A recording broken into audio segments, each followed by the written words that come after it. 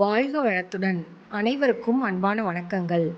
எல்லாம் வல்ல இறைவனின் திருவடிகளை போற்றிப் பணிந்தும், யாதும் ஊரே யாவரும் கேளிர் தீதும் நன்றும் பிறர் தர வாரா என்கின்ற கணியன் பூங்குன்றனாரின் நிறைமொழியோடும் இன்றைய சிந்தனை பதிவினை வழங்குகின்றேன்.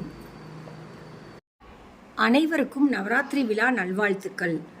நவராத்திரி விழாவின் 9ஆம் நாளுக்கு உரிய வினா: நவராத்திரி வழிபாட்டின் நோக்கம் என்ன?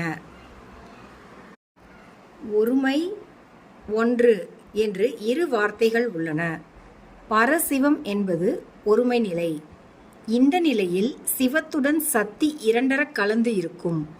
ஆனால் சக்தி வெளிப்பட்டு தெரியாமல் சிவத்துக்கு உள்ளே ஒடுங்கியிருக்கும். இதுதான் கடவுளின் சொரூபம் அல்லது உண்மை நிலை. சிவத்தின் ஆற்றலான சக்தி வெளிப்பட்டு பல வடிவங்களாக விரிவடைகின்றது. சக்தியின் இந்த செயல்பாட்டினால்தான் உயிர்களுக்கு உடல் கிடைக்கின்றது, உலகங்கள் தோற்றுவிக்கப்படுகின்றன.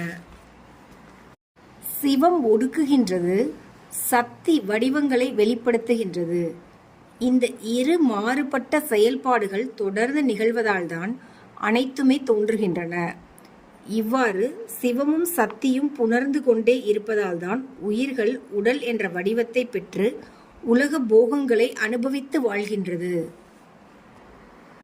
எனவே உயிர்களுக்கு உடலை தந்து உலகத்தை படைத்து வாழ்விக்கும் கருணைச் செயலை சக்தி தொடர்ந்து செய்து வருகின்றாள். இதை ஏன் அவள் செய்கின்றாள்? உயிர்களிடம் அனாதி காலம் தொட்டு ஆணவம் என்ற குற்றம் இருக்கின்றது. செம்பில் களிம்பு போல, நெல்லில் உமி போல ஆணவம் உயிருடன் இருக்கின்றது. அது உயிரின் அறிவை மறைத்து அறியாமையை உண்டாக்குகின்றது. சக்தியின் நோக்கமே உயிர்களிடம் உள்ள ஆணவம் என்கின்ற மலத்தை அல்லது குற்றத்தை அகற்றி பரிசுத்தமாக்கி உயிர்களை சிவத்திடம் கொண்டு சேர்ப்பதுதான்.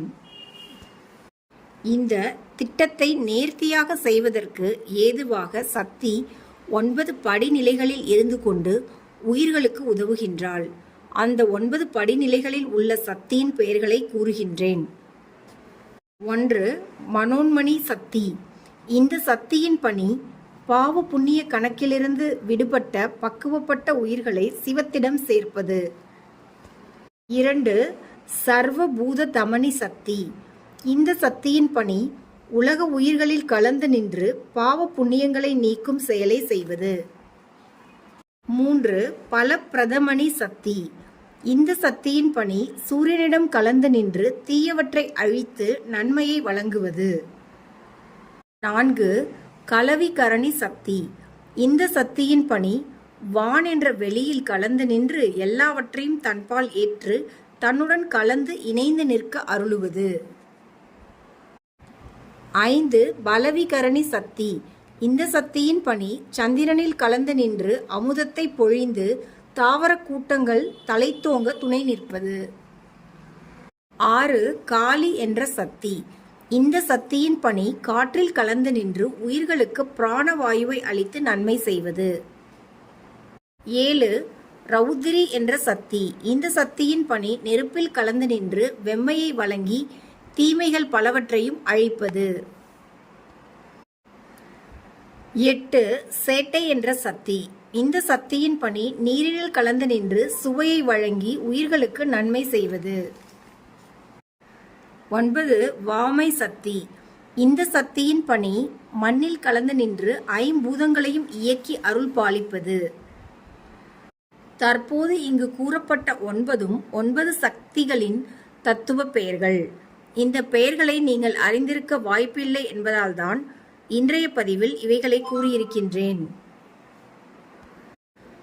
இன்று நாம் செய்து வருகின்ற நவராத்திரி சக்தி வழிபாட்டில் முதல் 3 நாட்களை துர்கா பூசை என்று கூறி துர்க்கை வழிபாடு செய்கின்றோம்.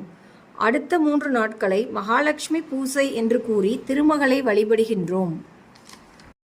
இறுதியாக வருகின்ற 3 நாட்களை சரஸ்வதி பூசை என்று கூறி கலைமகளை வழிபடுகின்றோம். 9 நாள் நிறைவில், அதாவது 10ஆம் நாள் தசமி திதியில் விஜயதசமி என்று கூறி 3 சக்திகளையும் இணைத்து வெற்றி விழாவாக கொண்டாடுகின்றோம்.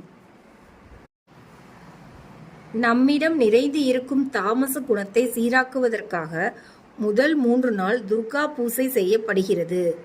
நம்மிடம் நிறைந்து இருக்கும் ராஜச குணத்தை சீராக்குவதற்காக 2ஆம் கட்டமாக 3 நாட்களில் மகாலட்சுமி பூஜை செய்யப்படுகின்றது. நம்மிடம் இருக்கும் சத்துவம் என்ற சாத்வீக குணத்தை சீராக்குவதற்காக இறுதியாக சரஸ்வதி பூஜை செய்யப்படுகின்றது. நம்முடைய தாமசம், ராஜசம், சாத்வீகம் என்ற முக்குணங்களும் ஒரு சீர்மையில் இருந்தால்தான் எதிலுமே வெற்றியை அடைய இயலும். இதை குறிக்கும் விதமாக விஜயதசமி கொண்டாடப்படுகின்றது. தாமசம், ராஜசம், சாத்வீகம் என்ற முக்குணங்களை நீக்குவது சக்தியின் பணியல்ல. முக்குணங்களை ஒரு சீர்மைக்குள் கொண்டு வருபவள்தான் சக்தி. இந்த கருத்துக்களை நன்கு உள்வாங்கிக் கொண்டு அகிலாண்ட நாயகியை போற்றி பணிவோம் என்று கூறி இன்றைய நாள் பதிவினை நிறைவு செய்கின்றேன். எல்லோரும் இன்புற்றிருக்க நினைப்பதுவே அல்லாமல் வேறொன்றையேன் பராபரமே என்கின்ற தாயுமான சுவாமிகளின் நிறைமொழியோடு இன்றைய பதிவினை நிறைவு செய்கின்றேன். அனைவருக்கும் நன்றி. வணக்கம். வாழ்க வளத்துடன்.